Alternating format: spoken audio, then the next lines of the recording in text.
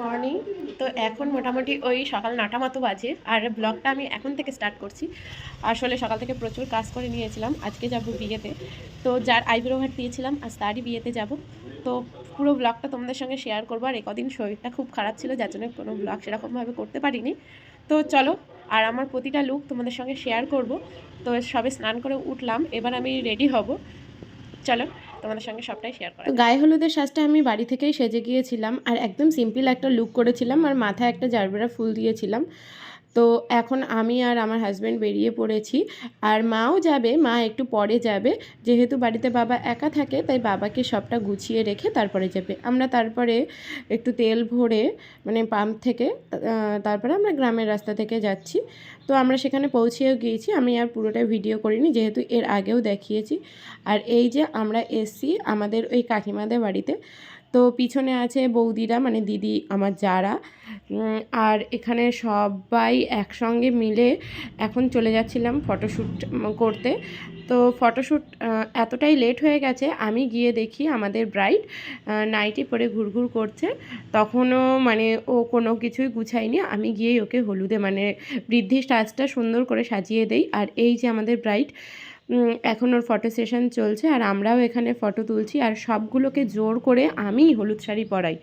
তার মধ্যেই দেখো এখানে পিসিমণিরা চলে এসেছে। তো কোথা থেকে জানি না সজনের ফুল তুলে নিয়ে এসছে, আর আমার বর ওখানে মাথায় টোপর পরে ফটোশ্যুট করছে। আমি আবার বলছিলাম তুমি আবারও কি বিয়ে করবে?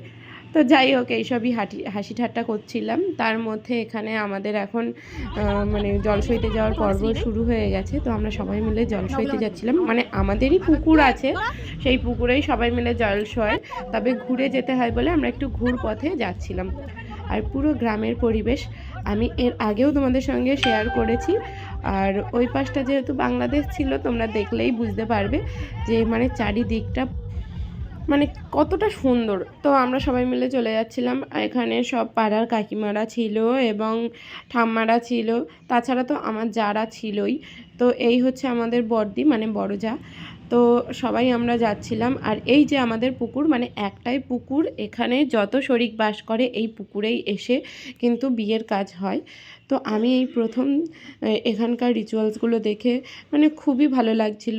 তারপরে এখানে বুলির যে গায়ে হলুদের জল তোলা হচ্ছে সেটা বলা হচ্ছিল যে তোমরা কিসের জল তুলছো, বেশ কিছু নিয়ম ছিল, সেই নিয়মগুলো করছিল। আর এই সাইডের যে ঘের দেওয়া ছিল এটা কিন্তু আমাদের বাগান। তো তারপরে বুলিকে নিয়ে আসা হয়েছে এবং ওর যে জুয়েলারিগুলো ছিল সেগুলো খুলে তারপরেই ওকে কিন্তু গায়ে হলুদ লাগানো হয়েছে। তার মাঝখানে ফটোশ্যুট ছিল, ফটোশ্যুটগুলো কমপ্লিট করার পরে এখানে গায়ে হলুদের সব রিচুয়ালসগুলো কমপ্লিট হচ্ছে। তো যেহেতু এখন সবাই ফেসিয়াল করে, যার কারণেই মুখে কিন্তু বেশি হলুদ দিচ্ছে না। আর এখানে কলা পাতাটা এতটাই ছোট হয়ে গেছে যে জল ঢালতে খুব সমস্যা হচ্ছে। আর যেহেতু এখন গায়ে জল দেওয়া যাবে না, অলরেডি তখন 12:30 মতো বেজে গেছে, আর ওর মেকআপ আর্টিস্ট আসবে। তো এইভাবেই আমাদের রিচুয়ালসটা কমপ্লিট হলে নেক্সট পার্ট কিন্তু খুব শীঘ্রই আসছে।